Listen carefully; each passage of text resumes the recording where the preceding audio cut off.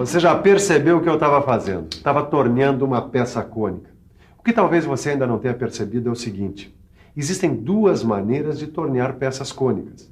Uma delas é pela inclinação do carro superior, que você já viu numa das teleaulas passadas.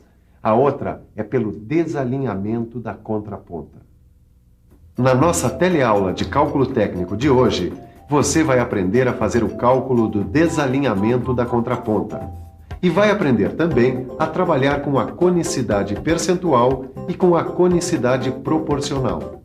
Preste atenção na nossa teleaula, que aí nenhum cálculo de desalinhamento da contraponta vai pegar você na curva.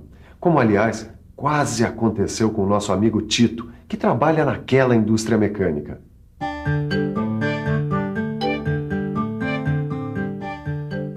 O Tito também tinha que tornear uma peça cônica, mas estava em dúvida sobre a melhor maneira de fazer o serviço naquela peça.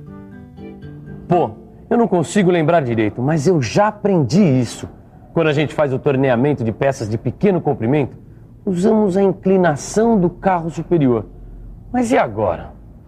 E se a parte cônica da peça tiver um comprimento relativamente grande como essa? Aí, nesse caso, meu caro Tito, você vai ter que calcular o desalinhamento da contraponta. Ô, mestre Silva, que susto! Tá querendo dar uma desonra aparecendo assim do nada? Ora, sempre que um discípulo meu está numa situação periclitante, eu aqui, zip, apareço para solucionar o problema. Vamos ver aí. Deixa eu ver. O comprimento da parte cônica é relativamente grande, tem 100 milímetros. Agora, o seu torno tem o carro superior com um curso de apenas 60 milímetros. Quer dizer, por incompatibilidade de medidas aqui, Titão, nós vamos ter que usar a técnica do desalinhamento da contraponta. Nossa, bastante cabeluda essa palavra incompatibilidade, não é mesmo? Dicionário nela. Incompatibilidade. Aquilo que é incompatível quer dizer que não pode harmonizar. É o mesmo que inconciliável ou incombinável. Ok. Existe aqui no problema do nosso amigo Tito uma incompatibilidade de medidas. Por causa disso, o Tito vai precisar da técnica do desalinhamento da contraponta. E antes de mais nada, ele precisa descobrir qual a medida desse desalinhamento. Antes de fazer o cálculo, deixa eu explicar direitinho esse negócio de desalinhamento. É o seguinte: quando a contraponta do torno está perfeitamente alinhada, a peça torneada terá a forma de um cilindro. Mas quando a gente precisa tornear uma superfície cônica, o negócio é desalinhar a contraponta. Esse desalinhamento tem uma medida que a gente chama de M. Veja como é que a gente descobre o valor de M. Observe o cateto oposto CO, oposto ao ângulo alfa. E observe também o cateto adjacente CA, no triângulo retângulo desenhado com as linhas tracejadas. Eles sugerem a seguinte relação tangente. Tangente de alfa é igual a CO dividido por CA. Bom, e M, que é a medida desconhecida, é o cateto oposto. Portanto, M é igual a CO. E o cateto adjacente, CA, é aproximadamente igual a L, que é o comprimento da peça. Então podemos escrever assim: tangente de alfa é igual a medida de M sobre o comprimento da peça L, certo?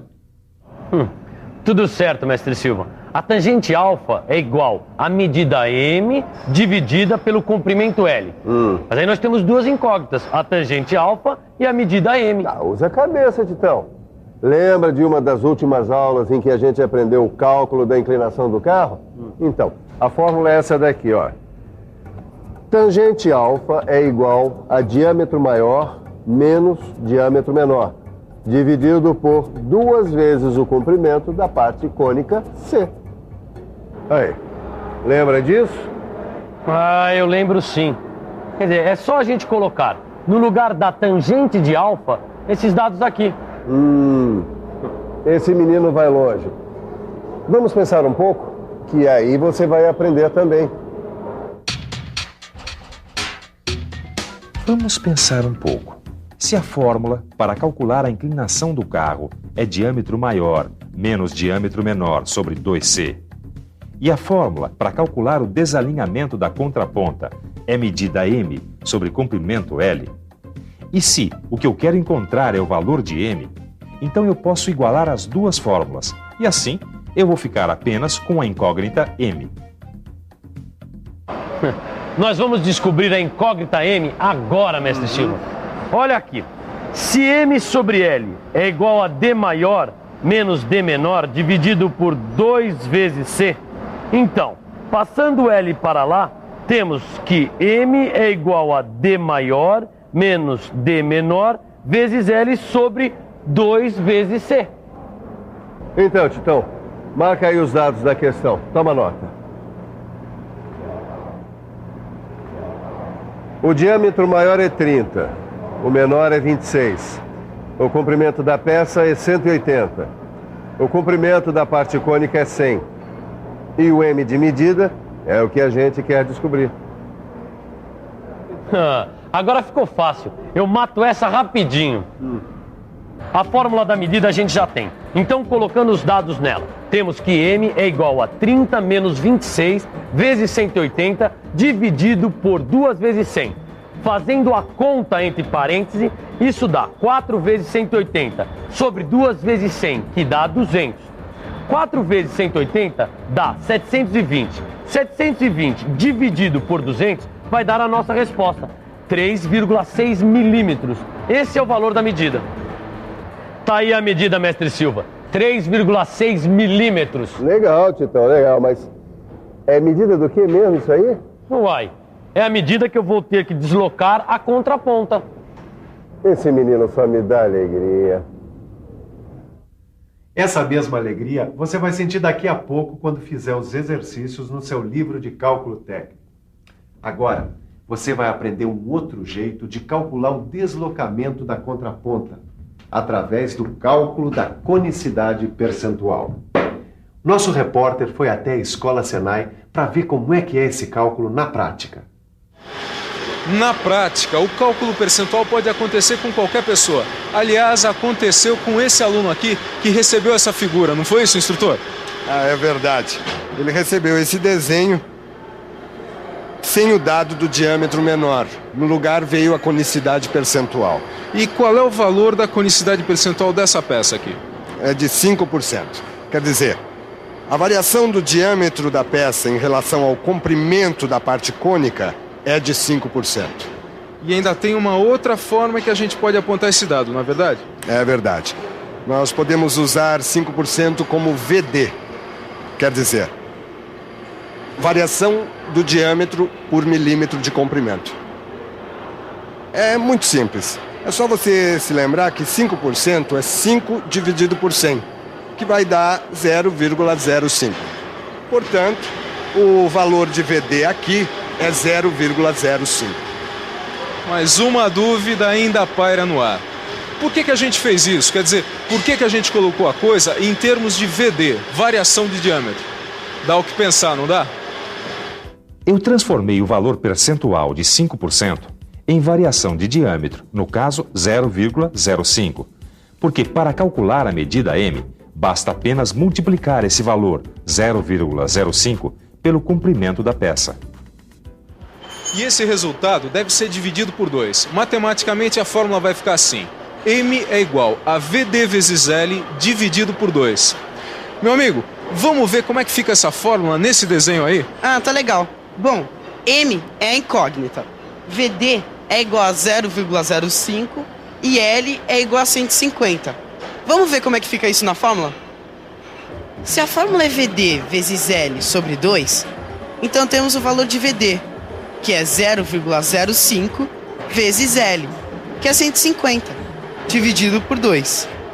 Dá 7,5 por 2, que dá a nossa resposta. Deslocamento da contraponta deve ser de 3,75 milímetros, para que a gente obtenha a peça com 5% de conicidade. Você viu como ele achou a conicidade percentual? Mas agora eu quero ver se ele sabe achar uma outra conicidade, a conicidade proporcional. Você sabe? Ou se sei, Mas isso eu vou deixar aqui que o meu instrutor explica. Saiu bem nessa, hein? Bom, você pode obter a conicidade tanto pelo percentual do diâmetro da peça como pela proporção. Mas eu vou mostrar um exemplo. Veja os dados. Repare que aqui você tem a inscrição 1 por 50.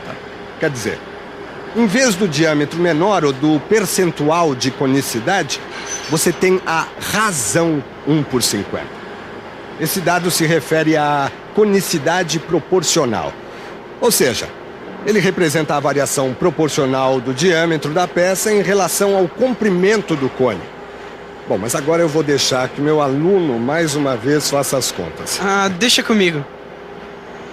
Bom, o VD será dado pela proporção, que é 1 por 50, o que dá 0,02. Vamos colocar a fórmula M igual a VD vezes L sobre 2, que é a mesma da conicidade percentual.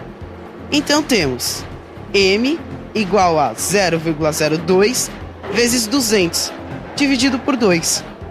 Isso vai dar 4 sobre 2, que é igual a 2. 2 milímetros é o nosso resultado. Esse deve ser o deslocamento da contraponta, correspondente à conicidade proporcional, de 1 por 50. Bom, você já viu que o pessoal aqui tá afiado, né? E se você quiser ficar afiadíssimo, é só pegar o seu livro e praticar nos exercícios. Mas agora, a gente vai dar uma olhadinha em tudo que você viu na nossa teleaula. Vem aí a revisão. E atenção, se liga aí, que é hora da revisão. Na nossa teleaula de hoje, você aprendeu a fazer o cálculo do desalinhamento da contraponta. E aprendeu também como se faz os cálculos da conicidade percentual e da conicidade proporcional. Se eu fosse você, seguiria os conselhos do nosso repórter e praticaria direitinho naqueles exercícios que estão no seu livro. Assim, você vai ficar melhor preparado para a nossa próxima teleaula, onde tem mais cálculo técnico para quem quer aprender. Até lá!